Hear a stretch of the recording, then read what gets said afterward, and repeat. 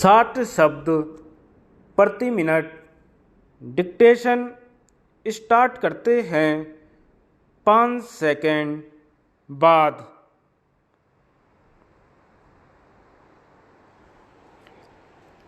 महोदय, कृषि विकास करना होगा और खेतिहरों के कमजोर वर्गों तक अधिकाधिक मात्रा में ऋण की सुविधाएं पहुंचानी होंगी।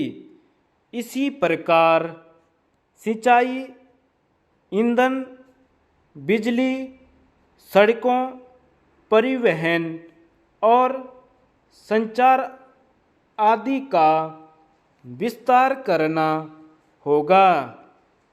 साथ ही बुनियादी उद्योगों का भी विस्तार करना होगा और विशेष रूप से बड़े पैमाने पर तेजी से औद्योगिकीकरण करना होगा।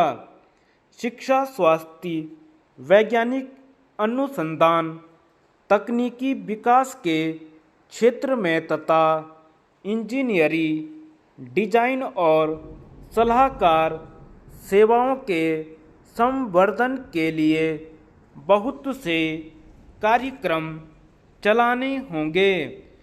अपने संसाधनों और विशेष तौर से सरकारी राजस्व को बढ़ाने के उपाय करने होंगे। तभी जनता, केंद्रीय तथा राज्य सरकारें अपनी अपनी जिम्मेदारियां निभा सकेंगी। मुझे विश्वास है कि परिषद के सदस्यगण साधन जुटाने की इस समस्या पर गंभीरतापूर्वक विचार करेंगे।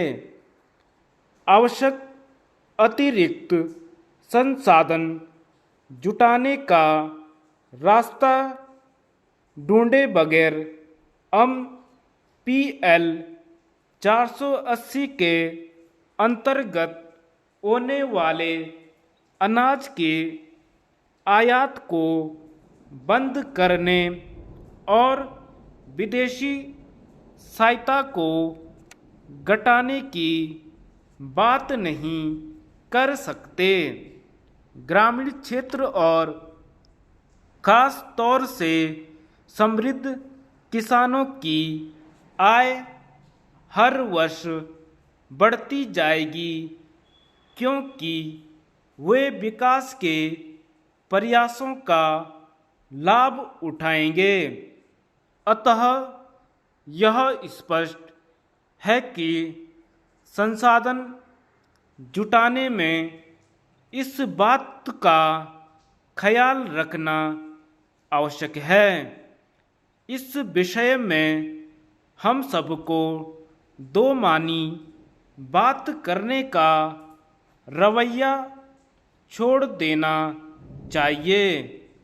दूसरी, जिन समस्याओं की ओर योजना आयोग ने ध्यान आकृष्ट किया है, उनमें अन्य कार्यक्रमों के साथ मिश्रित अर्थव्यवस्था भी है। यहाँ कई सवाल उठते हैं। बंटवारे, आर्थिक शक्तियों और प्रशासनिक निर्देशों का वह कौन सा संयुक्त रूप है जो संसाधनों के बंटवारे के लिए सबसे अधिक उपयुक्त हो? सरकारी क्षेत्र की इसमें क्या भूमिका होगी और इसे प्रभावशाली ढंग से निभाने के लिए कौन कौन से उपाय करने होंगे? धन और आर्थिक सत्ता के केंद्रीकरण के खतरे को दूर करके निजी क्षेत्र को कैसे बढ़ावा दिया जाए। योजना आयोग ने उत्पादन के विभिन्न क्षेत्रों के बीच संतुलन बिठाने का प्रयत्न किया है और इसके लिए कई सुझाव भी दिए हैं, लेकिन इसमें स्पष्ट निर्देश और मार्गदर्शन की आवश्यकता है। मुझे आशा है कि माननीय मुख्यमंत्री मुझे इस बात के लिए क्षमा करेंगे कि मैं एक ऐसी समस्या का उल्लेख कर रही हूँ जो मुझे परेशान किए हुए हैं।